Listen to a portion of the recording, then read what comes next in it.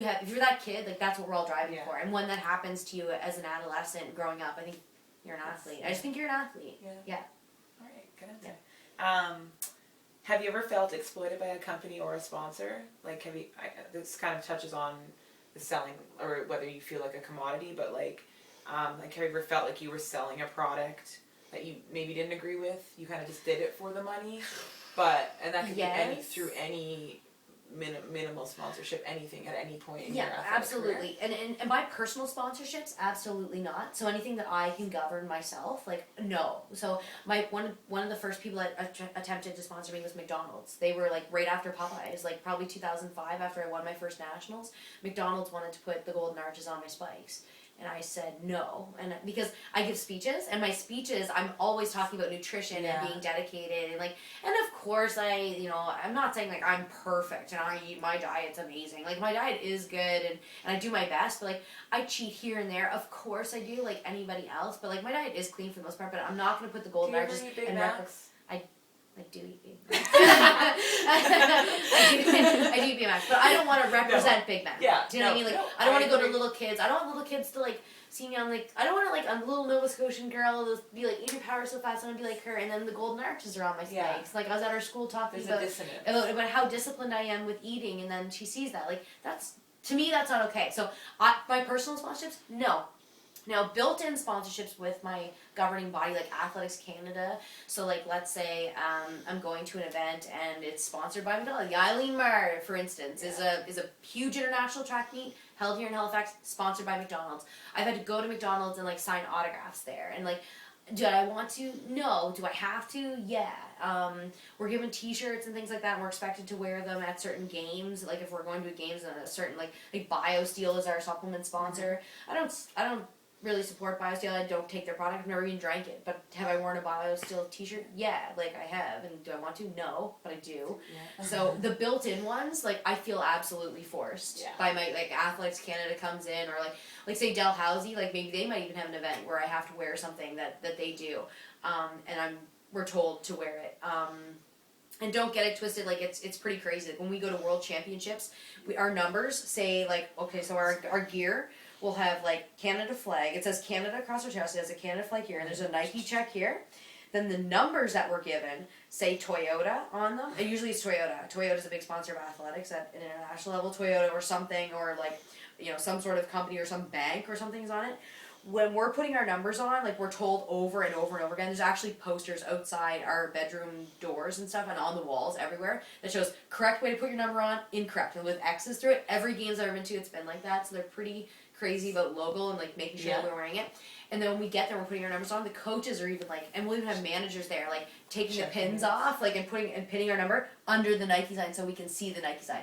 So the Nike sign is there. And like I'm not personally sponsored by Nike. Nike's never I'm wearing these. Okay, I'm wearing these. I'm not sponsored by Nike. I never have been sponsored by Nike.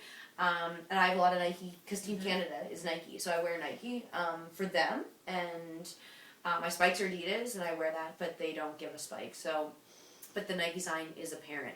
We have to wear it underneath that. And if it's not, and if one's covered up, and Nike sees it, we're in jeopardy. Athletics Canada is in jeopardy of losing that sponsorship because we're not doing due diligence in showing their logo. Because that's probably something in that contract. Very important to them. So, yeah. Okay. Do you think athlete exploitation can be a problem within sport?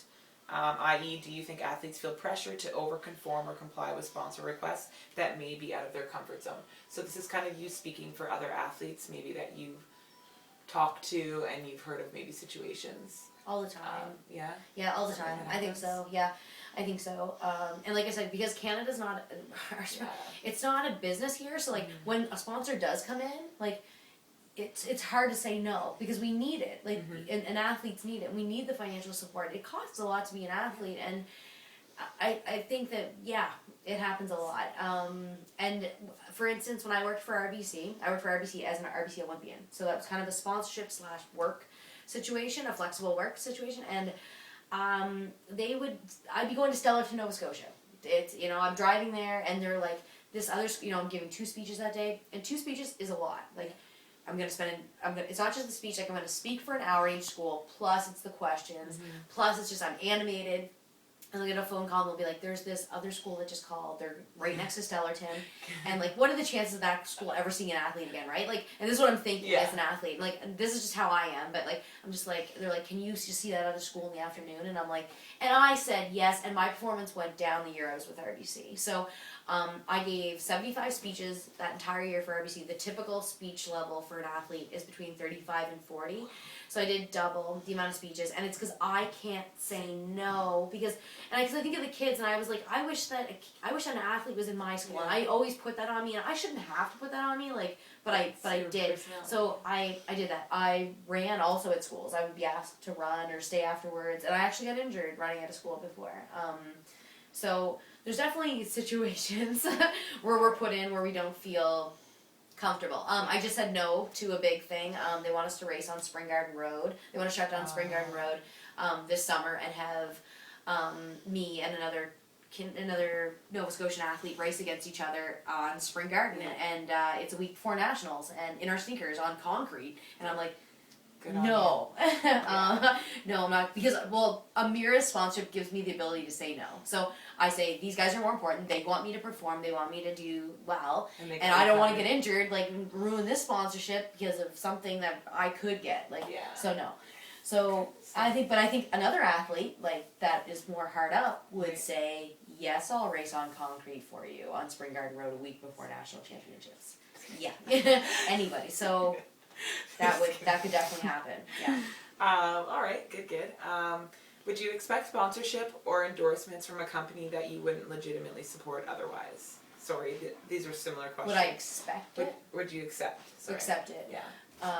No. At this point, I've because already answered that. Yeah. Like I said, no to McDonald's, for instance. Yeah. Okay, sponsorship is often focused on funding competitive sports. How do you feel about this large sum of money being directed to elite athletes rather than towards larger recreational and play activities? Like, there's a lot more money to, like, kind of the elite 1%. How do I feel that? Yeah. Yeah, I mean, it's kind of, you're obviously in that 1%. I mean, like, so. I fully support the kids' sport movement, and I think that's really important. I think, like, a lot of kids don't get access to sport. I think it's a problem, a huge problem. But I think that corporations, they get more visibility out of sponsoring an athlete that's at a higher level. And like I said, I don't think we're at the point where businesses are making a lot of money off sport anyway. So if an athlete can get a sponsorship, I think absolutely they should take it. What do I think of the company in terms of sponsoring them versus sponsoring something smaller? And when you say smaller, like say kids sport, like say so I'm directing. What if it's a larger population though? So that the money that you're given could support a larger population of physical activity. Of physical activity, yeah. Like kid sport is huge though. Kid sport, I'm thinking like kid sport's huge. Sorry, when you say smaller, I didn't know what you meant. Okay, so kid sport is like support. It's money that's fueled to like all kids in Nova Scotia to join in sport. Or you're thinking like even like a food bank situation is even what you're thinking. You could even be thinking something like that, right? Like supporting Nova Scotia Food Bank as opposed to supporting an athlete. No, I'm thinking mainly the money going in toward sport, or we'll say recreation on a mass. Okay, just so sport. Physical activity. Yeah, sorry. On a mass scale versus an individual athlete.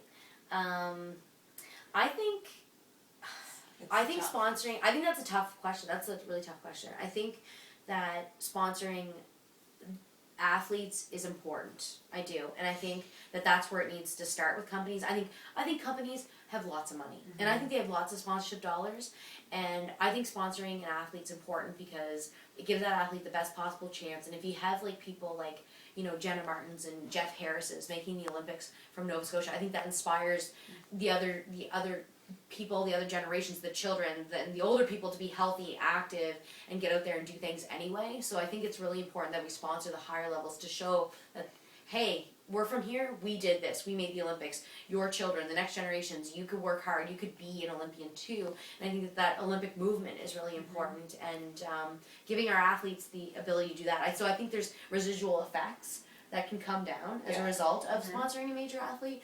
So I think it's up to the discretion of the company to go one way or the other. I don't think I feel anything one way or the other. But I think it's important to sponsor high level athletes. What I'm saying is I wouldn't discourage a company from doing Which, that. I mean, and you are one of those athletes, Yeah. so that's... And absolutely. I wouldn't discourage it, but I understand the merits of both. Yeah. Yeah. And that's a very, like, popular argument that sports, high-level athletes can inspire society. Mm-hmm. Do you think at all that it can give children a false sense of hope where they can't all be like you, they can't all be in the elite 1%? Do you think that it ever kind of misconstrues or a misconception that they can all become these kind of people? And do you think that even matters, and it shouldn't matter because they'll work hard, they'll try, and that's all that matters? I don't think we necessarily need to be just showing them that success on an athletic level. I think it's just showing success coming from that. Like, I don't think, like, I've been to schools and I've given presentations and I've had little girls and like young boys coming up to me